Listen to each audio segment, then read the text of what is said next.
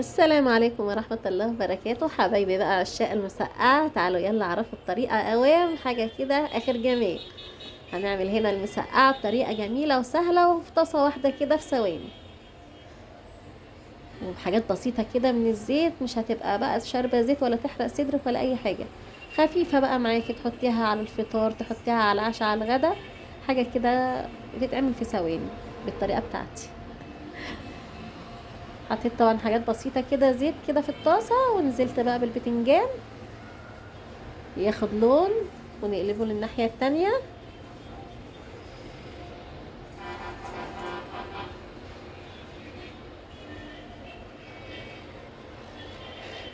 طلعنا اول طاسة كده، والباقي حطيناه هنا بقى في نفس الطاسة، في نفس شوية الزيت، او حطيت عليهم معلقتين تاني زيت. شوحنا كده الثوم، نزلت عليه الطماطم. عايزة تحط عليها معلقتين خل بتبقى جميلة، لكن انا عيالي ما بحبهاش بالخل.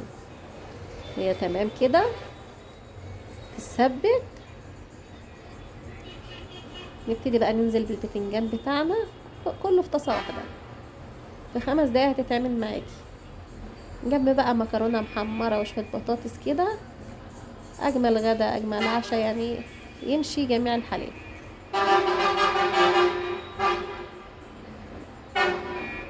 والكمية هنا صغيرة كده عشان تخلص على طول.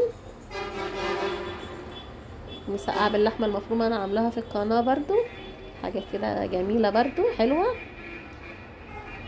هسيب لكم اللينك بتاعها في صندوق الوصف. وهنا حطينا بقى فلفل كده وطماطم على الوش، ونغطي بقى الصينية بتاعتنا الجميلة دي 5 دقايق.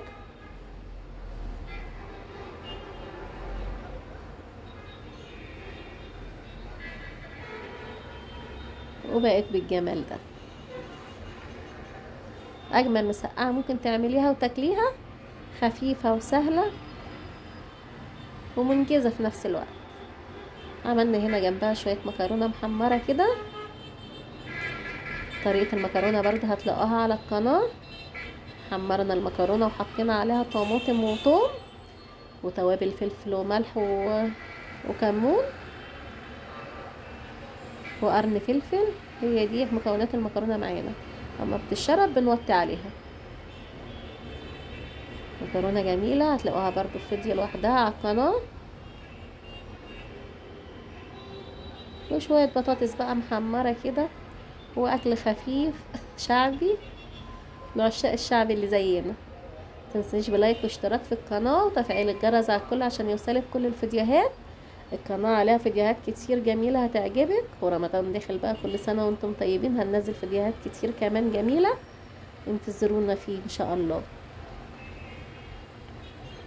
وعملنا هنا بقى الحلو بتاعنا، شوية بليلة كده بالكنافة وبليلة بالقشطة. جربيها. طريقة البليلة برضو سهلة جدا. نقعتها ساعتين وبعد كده سويتها على النار، ونزلت عليها بمعلقتين نشا. نشا كده دوبتها في المية، النشا معلقتين بس دوبتهم في المية، ونزلت بيهم على البليلة. وحطيت السكر على حسب طبعا الرغبة، وحمرت الكنافة وحطيتها على الوش زي ما انتوا شايفين كده. والقشطة